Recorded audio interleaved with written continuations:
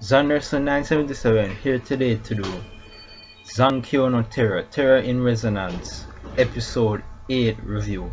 Now, this episode of Terror in Resonance, right? We see the fallout of the guys from the police department actions, right? Guys like Shibazaki and the other guys, I'm not too particular on their names, but the other guys from the police detective department that followed him and went with him to intervene in the in the actions of the wait yeah I was a bit confused right there, right? These guys from the local police department that intervene with the actions from the FBI, right? The group where five is involved, right? How they obstructed the control tower and was basically controlling the plane to crash into the airport, right? Shibazaki and his group caused a commotion. Shibazaki used that opening to run up to the control tower, and upon going up to the control tower at gunpoint, he basically let the operator turn off or steer away the plane from the airport. And that, as we know, is a bad thing in terms of fire perspective, because that interrupted her plans, which would have involved innocent civilians being dead at this point. So I mean, that's the ironic thing about this series, right? We have the so-called terrorist Sphinx, right? In last episode, who were actually trying to fight for the survival of the civilians. They were on the side of protecting the innocent civilians and on the side of rescuing Lisa, right? While on the other side of the government, on the FBI, these are the guys who are actually trying to frame or blame Sphinx, right? By murdering innocent civilians, right? So, I mean, it's your pick. Who do you think is a bad guy?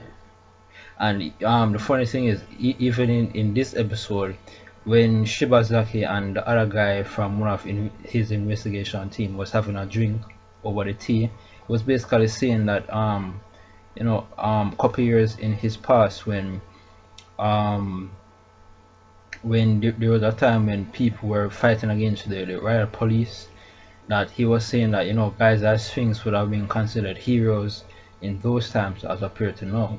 So that basically is like a mind-boggling thing, for you to wonder, like, what is really right, what is wrong, are Sphinx right, are they wrong? But the fact of the matter is, we don't know a great deal of information about their past. In this episode, it's revealed that this group seems that the group that 9 and 12 come from was apparently a group from where there were orphans, and in certain orphanages, in certain orphanages, right, there was a test given to them, a test conducted to assess whether a child was gifted or not, and if a child was found to be gifted, they will be taken away by a government agency, right? And that agency, Shibazaki have actually found out the name of it. I don't remember the name right now, but the acting members from that agency was the current acting members of or rather I should say, they were actually linked to the locations or the people in charge of the bombs for several of the locations that Sphinx has targeted so far. So Shibazaki used that link and realized that these guys, they came up with like a special gifted program for children, and apparently whatever went on in that gifted program, right, 9 and 12 are on a vendetta which involves some bombs, right? So it involves some violence, it involves some mayhem. What their real intention is, it's not clear at this moment. We don't know what their real intention is. We are being given hints, bits and pieces here and there as the episodes progress. But currently, we do not know their whole entire plan. But we do know that it does involve, in some way, the plutonium that they store. Their big overall overarching plan, it involves the plutonium, and in some twisted way, right, a former, what would you call it, someone from their childhood who was also in the program with them, which turns out to be five, is now on the other side of the fence trying to in some way fight against them. But this girl, in my opinion, I don't think she's a good guy. She's on the side of good guys at all. Even though she represents the FBI, I do not get the vibe of she being a good guy that fights for the betterment of people, that's trying to help people. She seems to be the exact opposite. I believe that she's just in it right now for her own personal gratification, for her own personal amusement. I believe that she's basically a part of the FBI because she likes playing these games, she likes these riddles, um, she likes having these intellectual battles with people.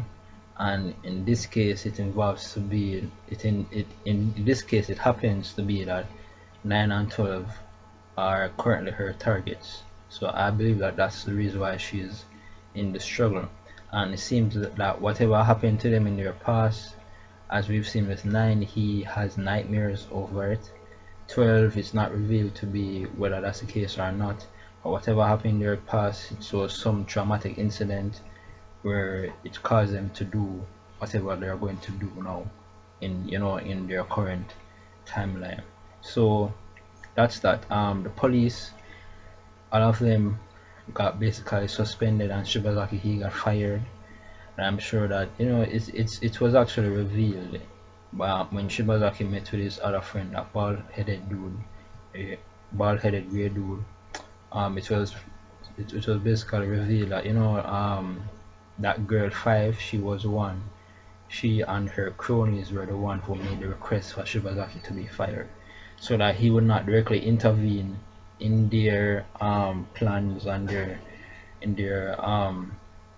plans and situations as the time progressed, like what he did last time. So he's basically, on his own, still researching up information, still digging around, still trying to uncover what it is. But I believe that the ironic thing about it is that I believe that Shibazaki will actually end up becoming more of a friend to Sphinx than they currently expect it to be. That's my opinion. So right at this point, 5, last episode, she said that she would definitely get Lisa, and she did in this episode. And I believe that her plan was masterfully played out. She's very smart, she's very intellectual. She knew that upon her sending that bomb to their apartment, right, she knew that 9, she has a good grasp on their personalities, their quirks, what they like, what they don't like. She probably figured out that 12 would be, out of the two of them, the one who is more willingly open towards Lisa, or more willing to like Lisa, whereas 9 would be more reserved, more not so open, not so forthwith, not so friendly towards Lisa. So she planted that bomb in their apartment, which exploded, and Lisa ran out just in time, right, caused a big commotion. That planted the seed of the seed was already there, but it made the matter even more pronounced than before. That, as 12 was saying, that basically Lisa, she's not one of them, she shouldn't be involved, she should just leave. That was 12's decision on the matter. And as we see later on in this episode, it causes a rift between them, where 12 decides to actually go out after Lisa to rescue Lisa, whereas 9, he does not agree in that regard. Whether he changes his mind next episode, we will see. But 12 is the one, as I said, who's more distant, who's more reserved, who's not so friendly, and he's not too fond of Lisa. From the very beginning, he wasn't. So when 5 planted that bomb in their apartment, right, she basically created the right circumstances to create this rift between them. And I'm sure that she creating this rift is also a part of her plan, because she knows that the two of them working together would be very tough or difficult to fight against or to beat, as opposed to them being separated and acting out single-handedly, as in this case. And she sent pictures of this place along with Lisa's picture, right, of Lisa being held captive, which is a trap. 12 knows it's a trap, but he's still going to go after Lisa. 9 seems like he doesn't want to go. So this plan by 5 was carried out extremely well. She planted that bomb. caused this big turmoil to happen between the three of them. Lisa, her feelings got hurt, and she didn't want to hold them back or weigh them down anymore, so she decided to run away again from them. And upon running away, this was all playing out in the Five's plans. Five got her guys to go up to where she was, capture her, and take her captive, and then it continues to play out as she has now revealed its location with Lisa's picture, which is obviously a trap. 12 knows it's a trap, but he's still going after Lisa. And whatever happens from that situation, we'll see next episode. And also another thing I want to mention is that 9, he keeps saying that they don't have enough time, so it seems like they do have a time limit on when this plan of theirs will succeed, whatever that is, or why there's a time limit, I'm not too sure, but apparently they do have a time limit. And it's also caused another conflict of interest again, as I almost forgot to mention. Was at one point in this episode, 9 asks 12, like, should we really continue doing this? Why should we continue to do this? So it's right there, it's right evident from there that, you know, they seemingly are beginning to have divergent interests, where 12, he's still stuck upon the past about what happened to them, and he wants to make sure that whatever this plan that they've planned, he wants to make sure that it does happen, where at 9, he's more willing to forget the past and willing to move along, doing something else, move in a different direction. Whereas, you know, it shows up about him seemingly not wanting to do any more of their terrorist activities anymore, which is interesting if you ask me. But overall, I thought that this was an awesome episode of Zankyou no Terror.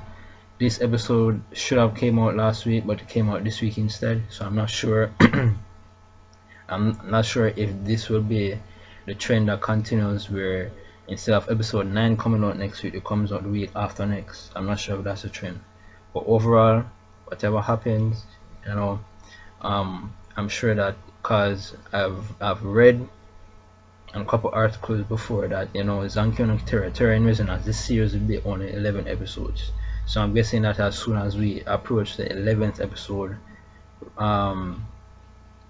yeah, I'm sure that as we approach the 11th episode, when that time comes, maybe we'll get, you know, an episode every other week, as they begin to kind of buckle down and, you know, doing the special effects, doing the story, doing whatever they want to do.